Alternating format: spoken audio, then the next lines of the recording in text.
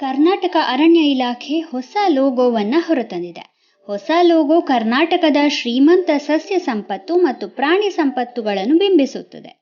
ತನ್ನದೇ ಆದ ಹೊಸ ಲೋಗೋವನ್ನು ಅಳವಡಿಸಿಕೊಳ್ಳಲು ಉತ್ಸುಕವಾಗಿದ್ದ ಅರಣ್ಯ ಇಲಾಖೆಯು ಕೆಲವು ತಿಂಗಳುಗಳ ಹಿಂದೆ ಅಂದರೆ 2023ರ ಆರಂಭದಲ್ಲಿ ಒಂದು ಸ್ಪರ್ಧೆಯನ್ನು ಆಯೋಜಿಸಿತ್ತು.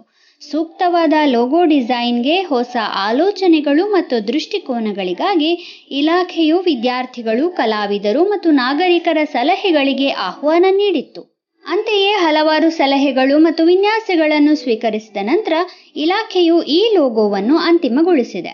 ಹೊಸ ಲೋಗೋವು ಕರ್ನಾಟಕದ ನಕ್ಷೆಯ ಆಕಾರದಲ್ಲಿದ್ದು, ತುದಿಯಲ್ಲಿ ರಾಜ್ಯ ಪಕ್ಷಿ ಇಂಡಿಯನ್ ರೋಲರ್ ಅಥವಾ ನೀಲಕಂಠ ಪಕ್ಷಿಯನ್ನು ಹೊಂದಿದೆ.